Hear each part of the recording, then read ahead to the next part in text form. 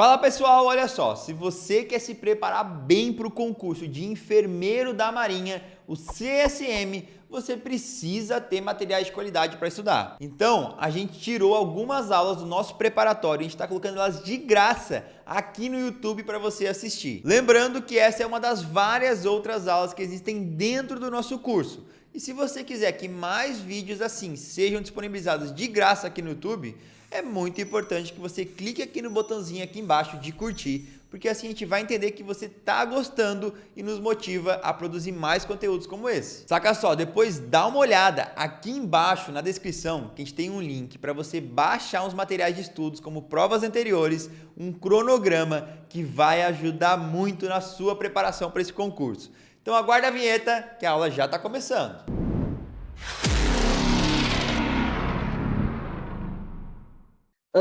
Como eu já disse para vocês, então fiz o filtro nas provas, tá?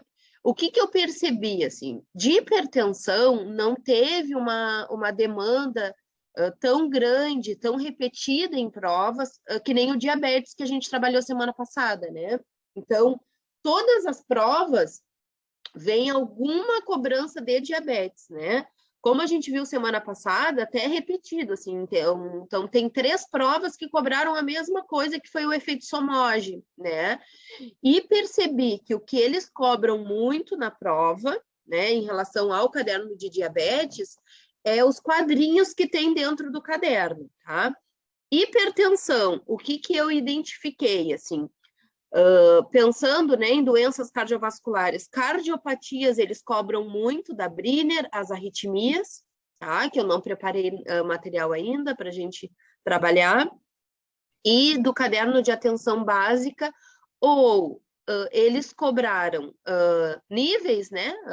Qual é o diagnóstico de hipertensão, então o valor de diagnóstico de hipertensão e as medicações. Então, só que isso não é uma cobrança de todas as provas. Então, veio numa prova, aí passou 1 ano, 2, né? Depois veio numa próxima prova, então não foi uma cobrança assim, né?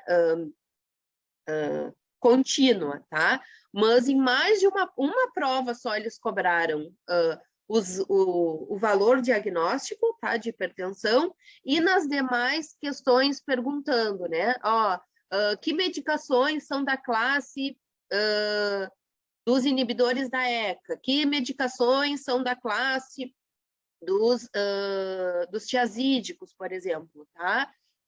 Então, resolvi explorar assim, ó, o máximo que eu podia, fazendo esse comparativo também com a cobrança do diabetes, né? Os cadernos, eles são parecidos, então dá para fazer assim uma previsão, né, daquilo que possa vir a ser cobrado, né? Então, a nossa referência para essa prova é o caderno 37, né? Então, se sabe, né, assim como o diabetes também, a gente tem pela Sociedade Brasileira de Cardiologia e pela Sociedade Brasileira de Diabetes, alterações, né, ali para diagnóstico, pensando em parâmetros, mas a gente tem que pensar que essa atualização ela não cabe aqui para nós, porque está bem definido ali no edital, né, que o que ele vai cobrar desses assuntos é o caderno 36 e para hipertensão o caderno 37. Então, acho que a gente pode ficar bem seguro em relação a isso, tá? E aí já trouxe a primeira, né? Então, uma das primeiras questões que eu identifiquei foi sobre o diagnóstico de hipertensão, tá? E aí eu já coloquei direto esse diagnóstico para que a gente possa olhar. Eu não printei as questões, assim, porque era uma prova que estava escaneada, então ficou muito ruim a imagem, tá?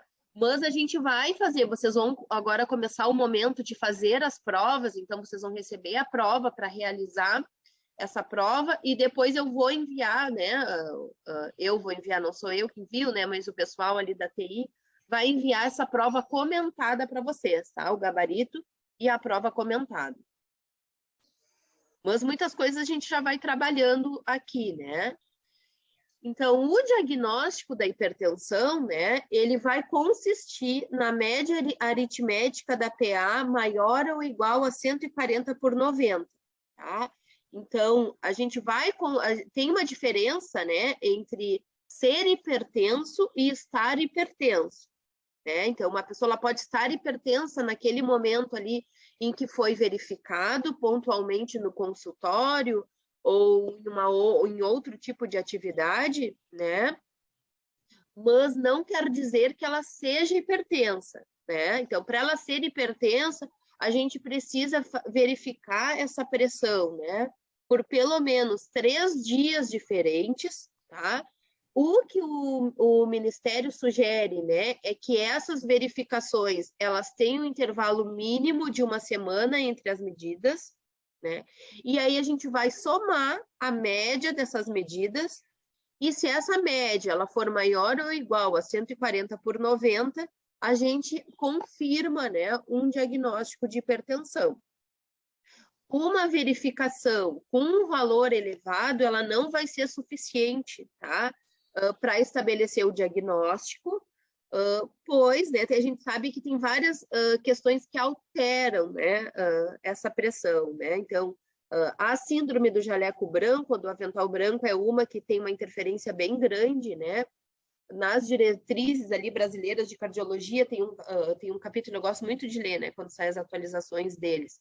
Eles têm um capítulo falando só disso, né, abordando só sobre isso. Então, que formas, né, a gente pode orientar, inclusive, aquele indivíduo que nós atendemos lá na atenção básica, para que ele tenha medidas de formas diferentes, né, e que a medida pelo profissional de saúde não traga interferência, né, no valor mensurado.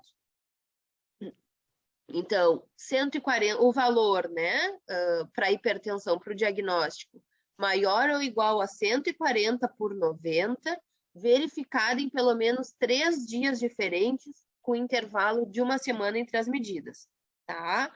Então, a gente sabe, muitas vezes, isso confunde, né? Porque na prática, quando a gente tem uma medida alterada, o que a gente orienta aquele indivíduo, né? Olha, agora por 1 semana tu vem na unidade verificar todos os dias.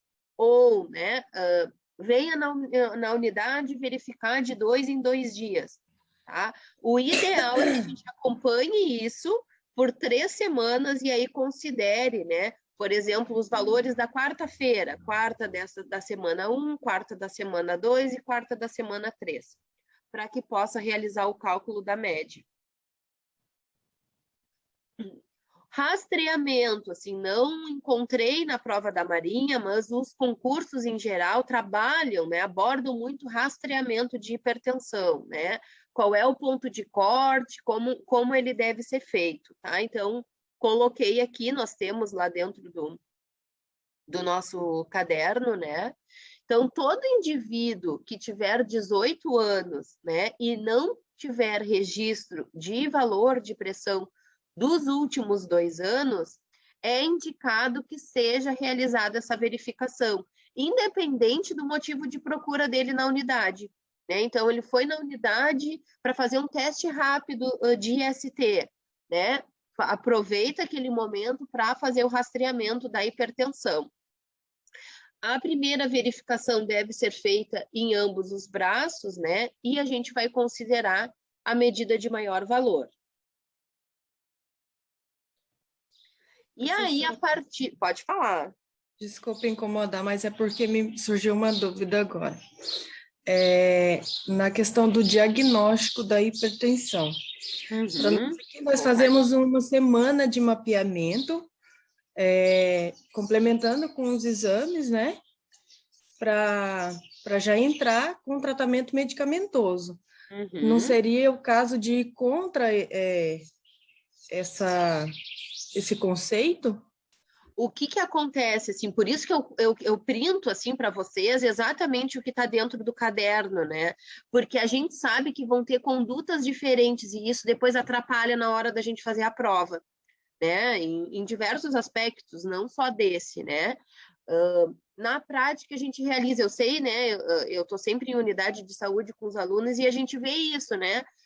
Os indivíduos lá fazendo somente o controle semanal. Então, naquela semana, assim, 5 dias, né? Que são os dias que ele consegue ir na unidade durante a semana. Ele mantiver um valor elevado, ele já é diagnosticado e ele já começa o tratamento. Claro que com a triagem ali laboratorial, né, com os exames que são importantes para isso. Porque cada também serviço, ele adota uma conduta, né? Lá na Sociedade Brasileira de Cardiologia, ele já está indicando outras coisas, né? Principalmente agora a gente tem um manual de 2020 ou 2021, se eu não me engano, que é a última diretriz, e nessa diretriz, inclusive, o ponto de corte, né, ele já é menor para pré-hipertensão, né, e para pressão elevada. Então, a gente tem que pensar aqui no que a gente tem, não quer dizer que vá contra, né? Mas muitas vezes as unidades, elas se amparam ali no que tem mais atualizado, né? Para tratamento, para combinação de medicações, né? Mas aqui, o que vai ser cobrado para nós vai ser aquilo que está dentro do caderno, que é o que ele colocou de referência, né? E isso, com certeza, assim, ó, muitas vezes atrapalha muito. Eu contei para vocês, né, que na aula de... Isso, o caderno 37 é a referência para o exame da Marinha. O caderno 36 para diabetes e o caderno 37 para hipertensão. Muitas vezes, né, eu contei para vocês na aula de imuno, né, que teve uma prova aqui em Pelotas, da universidade para enfermeiro da Universidade Federal de Pelotas, e uma das questões, eu até vou colocar ela num simulado para vocês, porque ele é bem interessante. Numa das questões de vacina, todo mundo esperando vacina do Covid, porque para nós não veio referência, né, veio só tópicos, então a gente não sabia o que eles poderiam cobrar dentro daquele tema, né, que é muito mais difícil, né, do que quando o concurso localiza. E aí eles colocaram uma questão de vacina e uma das afirmativas é que os imunobiológicos poderiam ser administrados por via intradérmica, subcutânea, intramuscular e endovenosa. E o povo, né, levou num cano geral, porque não pensou em relação aos soros, né? Quando leu aquilo ali, pensou em vacina, nenhuma vacina é administrada por via endovenosa, né? Mas ele estava falando em imunobiológicos. E se a gente for pensar em imunobiológico, os soros, né, eles podem ser aplicados tanto pela via intramuscular quanto pela via endovenosa.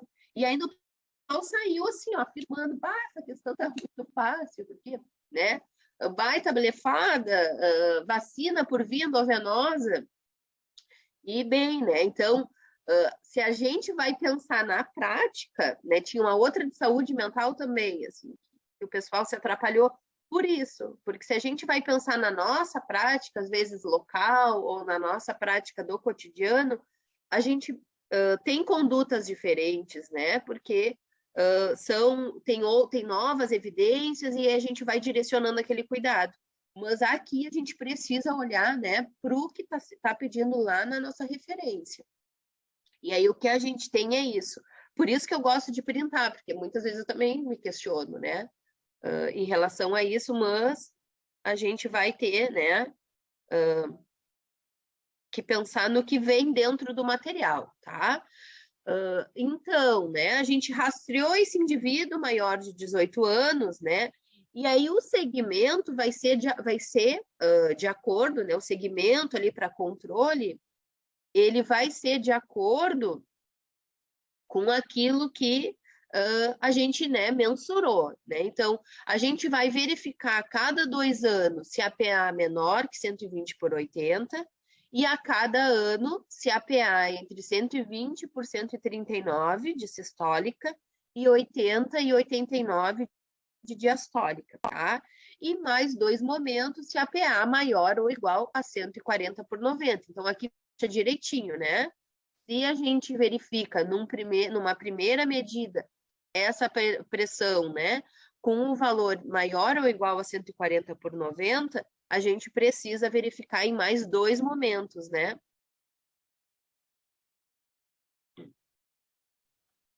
A minha internet, acho que tá tranquilo aqui, tá? Eu vi que o pessoal botou aqui que tá travando. Qualquer coisa vocês podem interromper.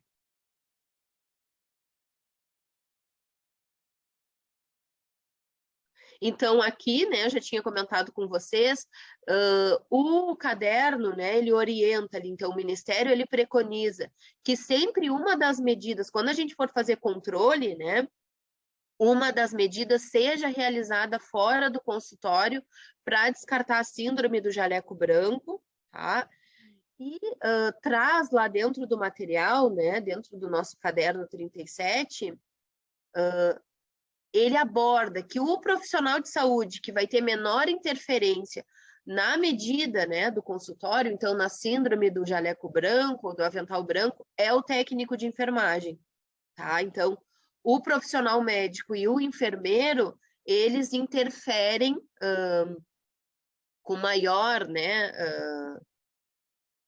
não maior agravo, assim, mas eles interferem mais, né, na alteração da medida de consultório do que o técnico de enfermagem. Então, por isso a importância desse profissional, né, na realização dessa medida. E muitas vezes é isso, né, é colocado lá o profissional técnico na triagem para realizar a primeira medida, para depois, né, aquele indivíduo ser passado lá para a consulta de enfermagem ou para a consulta médica.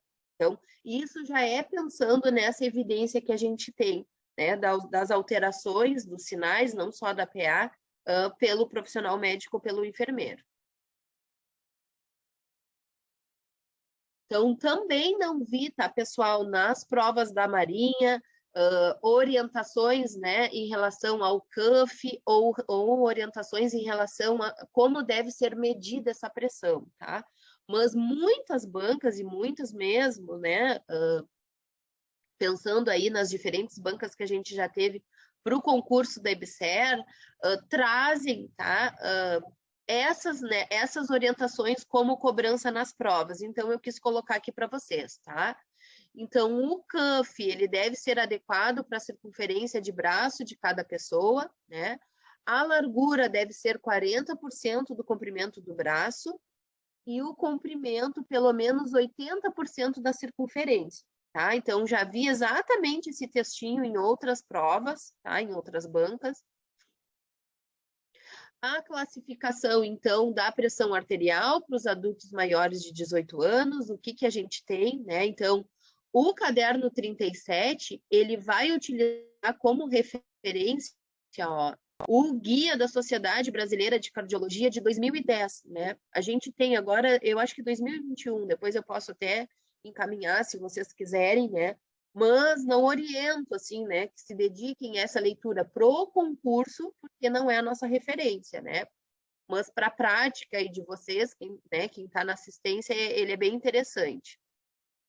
Então, o caderno, ele vai trazer como pressão ótima, né, a menor do que 120 por 80, normal a menor do que 130 por 85, limítrofe ali, 130 e 139, 85 e 89.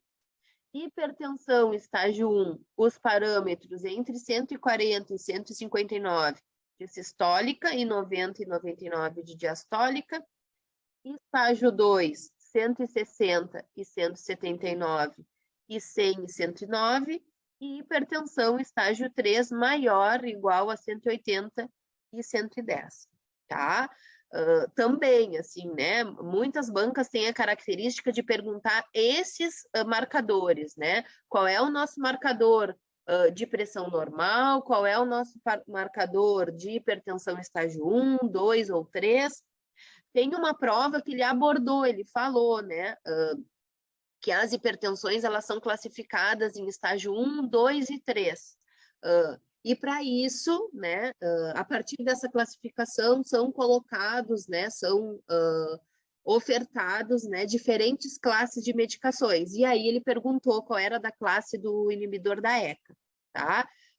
Eu sempre gosto, assim, sempre me chama muita atenção o que é cobrado naquele cabeçalho, porque isso pode ser trocado, né? Olha, dessa vez ele falou, né, sobre a hipertensão, ele deu uma pista, né? Ele falou hipertensão estágio 1, 2 e 3, e ele cobrou medicação, né? Numa próxima prova ele pode cobrar a classificação, tá? Então eu sempre fico pensando, assim, né? Teorizando aquilo que vem nos cabeçalhos, porque pode ter uma inversão na cobrança, tá? Aqui o fluxo que está estabelecido, né, dentro do guia, então, quando a gente verifica a PA, né, então, média de 2 medidas no dia, e aí ali a gente tem, né, uma PA, tem uma normotenção, né, valores de normotenção, a gente vai orientar a prevenção primária e vai reavaliar a cada 2 anos, né? Quando a gente tiver um valor de PA limítrofe, a gente vai, então, indicar uma consulta de enfermagem, e nessa consulta de enfermagem, então, o material, o guia esse, né, o caderno 37, ele explora muito a consulta de enfermagem, assim como o caderno 36, pensando no papel desse enfermeiro, né, que é o profissional que está mais próximo ali desses indivíduos, e o quanto ele consegue, né, dar uma orientação qualificada em relação à MEV, né, que é a mudança do estilo de vida, e que ele precisa reforçar, né, em todas as consultas, em todos os momentos que ele esteja, né, com esse paciente, para o incentivo, né, à MEV, e que nesse momento, né, além da MEV, a partir, né, da sistematização da assistência de enfermagem, o enfermeiro ele vai conseguir fazer estratificação de risco cardiovascular, tá? Então, a gente tem uma PA limítrofe, a gente vai orientar a MEV e estratificar risco. Se o risco cardiovascular for baixo, a gente vai orientar ali, realizar a prevenção primária e reavaliar daqui a 1 ano. Se o risco ele for intermediário, vai pedir para esse indivíduo retornar em 6 meses para uma nova avaliação. Se o risco cardiovascular é alto, com PA limítrofe, retorna em 3 meses. Tá?